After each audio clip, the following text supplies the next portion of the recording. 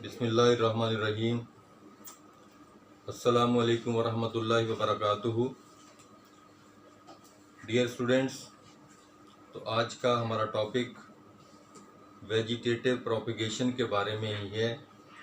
कल हमने natural vegetative propagation के बारे में पढ़ा।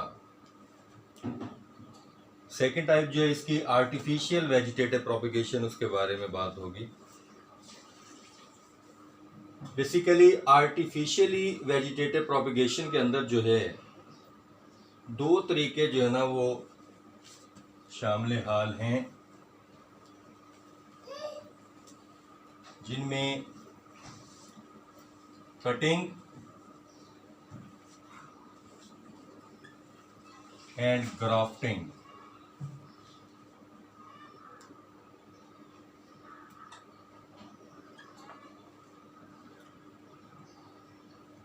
कटिंग जो है बेसिकली अगर देखा जाए, उर्दू में इसको कलमकारी कहते हैं। जैसे मुख्तलिफ किस्म के जो प्लांट्स हैं उनकी कलम ली जाती है, उनके स्टेम से ले लें, शूट से ले लें या उनकी रूट से ले लें। लेकिन ज़रूरी है कि उस कलम के ऊपर एक दो आइज़ का होना ज़रूरी है, यानी मेरिस्टेमेटिक टिश्यूज़ का होना ज़रूरी है।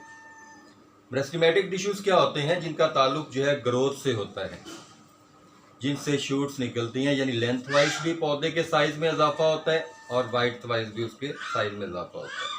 लेंथ वाइज इजाफा हो तो इसको हम प्राइमरी ग्रोथ कहते हैं, और अगर जो है उसकी मोटाई में इजाफा हो तो इसको हम सेकेंडरी ग्रोथ कहते हैं। ये लेटरल मेरिस्टम कहलाती है।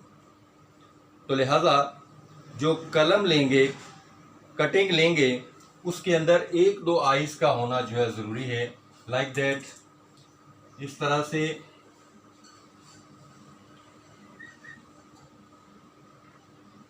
इसको नीचे से इस तरह बारीक कर लिया जाता है। इस तरह की ली हुई एक स्ट्रक्चर, इसके ऊपर एक दो आइज़ का यानी मेरिस्टेमेटिक टिश्यूज़ का होना ज़रूरी है, ताकि यहाँ से पौधे की ग्रोथ शुरू हो सके। इसको अंडरग्राउंड जो है वो गाड़ दिया जाता है। ये किसी पॉट के अंदर भी लगाई जा सकती है या फिर डायरेक्टली जो है सॉइल के अंदर जो है इसको फिक्स किया जा सकता है।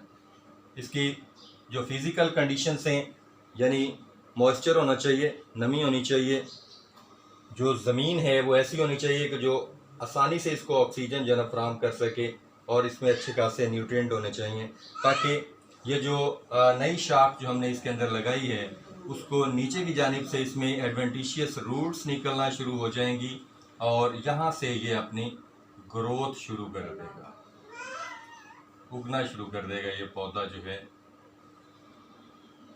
क्योंकि एक जिस पौधे से हमने ये शाख ली है उसके अंदर वो तमाम डिज़ायरेबल करैक्टरिस्टिक्स मौजूद हैं जो हम नेक्स्ट जनरेशन के अंदर प्रोड्यूस करना चाहते हैं। इसलिए गार्डनर्स और फार्मर्स जो हैं इस तरीके को इस्तेमाल करते हैं ताकि अपनी डिज़ायरेबल करैक्टरिस्टिक्स जो हैं वो नेक्स्ट जनरेशन के अंदर प्रोड्यूस कर सकें, और इस तरह से वो अपने पौधों की तादाद में आसानी से इजाफा करते हैं। ये किसी भी किस्म के माहौलियाती असरात से पाक होता है, क्योंकि इसमें किसी किस्म की कोई पॉलिनेशन वगैरह रिक्वायर नहीं है। लिहाजा इसको डायरेक्टली जो है वो प्लांट की एक मखसूस ब्रांच लेकर उसको जो है हम यहाँ पर जो है लगा सकते हैं और वो ग्रो करना शुरू कर देती है। जबकि नेक्स्ट जो है ग्राफ्टिंग है। ग्राफ्टिंग का लफ्जी मतलब होता है पैवंदकारी। जैसा कि नाम से जाहिर है, इसमें टू प्लांट्स एक दूसरे के अंदर ग्राफ्ट कर दिए जाते हैं। लाइक दैट, किसी अगर सेब की शाख जो है वो किसी बेरी के अंदर लगा दी जाए तो वो इकट्ठे उगना शुरू कर देते हैं, और उसके ऊपर जो बेर लगेंगे वो जायके में सेब जैसे होंगे, यानी अच्छी उसका जायका होगा, और साइज में जो है वो सेबों से छोटे होंगे। ठीक है, तो आपने पसंद किया। ऐसे बहुत से दरख्त हैं जिनके अंदर पैवंदकारी की जा सकती है, ग्राफ्टिंग। इसका जो बेसिकली प्रोसेस है, इसमें भी ऐसे ही एक शाख जिसको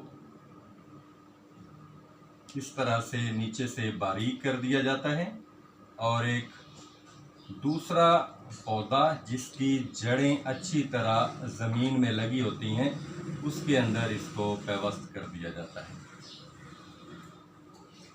यानी इसकी जो शाख जड़ें हैं मुकम्मल तौर पर ज़मीन के अंदर पेवस्त होती हैं। इसमें इस तरह से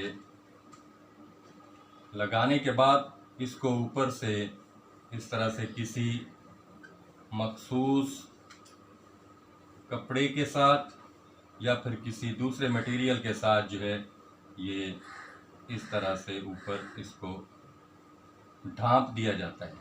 अब वो इसके ऊपर भी ऐसे ही ये इसके अपने जर्मिनेटिंग मटेरियल जो है यहाँ पर मौजूद हैं, यहाँ से ये जर्मिनेट करेगी।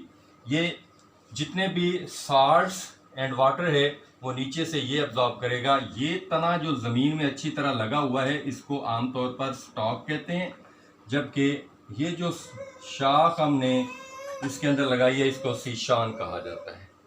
तो इस तरह से ये जब ग्रो करेंगे तो इसके अंदर दोनों करैक्टरिस्टिक मौजूद होंगी। वो स्टॉक जो ज़मीन के अंदर अच्छी तरह से लगा हुआ है उसकी खुसूसियात जो है वो इसके अंदर जाएंगी और इसकी इसके अंदर आएंगी। लिहाजा इसके ऊपर आमतौर पर जो फल लगेंगे वो जो है दोनों की ग़िज़ाइयत जो है ना वो दे रहे होंगे।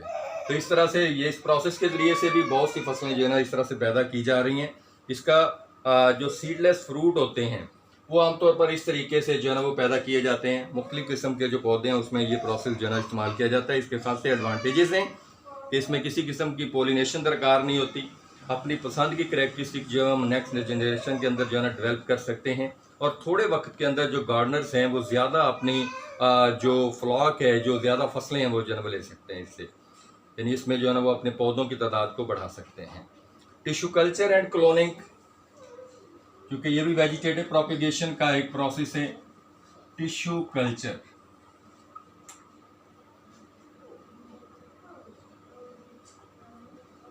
And cloning, the latest technique which is used in vegetative propagation is called cloning. Cloning के अंदर क्या किया जाता है कि किसी एक जानदार की बॉडी में से उसके एक सेल या टिश्यू जो है ना उनको अलग किया जाता है और उसको फिर ऐसे न्यूट्रिएंट मटेरियल के अंदर डाला जाता है जहाँ पर वो अपनी ग्रोथ मुकम्मल करता है। उसके अंदर मरहलावार जो है इससे माइटोसिस का अमल होता रहता है और उसमें सेल्स के ढेर बनना शुरू होते हैं जिसको हम कैलोसिस कहते हैं। ये क्लोसिस जो हैं ये पहले तो जो है ये पोर्टेबल होते हैं, इधर उधर इसकी पनीरी लगाई जाती है। उसके बाद जो है इनको फील्ड्स के अंदर जो है ना वो मुंतकिल किया जा सकता है और ये आगे नई जनरेशन्स के अंदर जो है ना वो तब्दील हो जाते हैं। इस तरह से ये एक जेनेटिक इंजीनियरिंग का प्रोसेस है टिश्यू कल्चर एंड क्लोनिंग। इसलिए ये लेटेस्ट या मॉडर्न टेक्निक है वेजिटेटिव प्रोपिगेशन की, जिसके ज़रिए से बहुत से जानवर और फसलें जो है वो पैदा की जा रही हैं। उम्मीद करता हूँ कि आपको आज का लेक्चर जो है ना समझ आया होगा। अगर इसमें किसी किस्म का कोई बहाम हो तो आप कमेंट सेक्शन में जाकर जो है सवाल कर सकते हैं। इंशाल्लाह उसका आपको तसल्ली बख्श जवाब दिया जाएगा। अस्सलाम।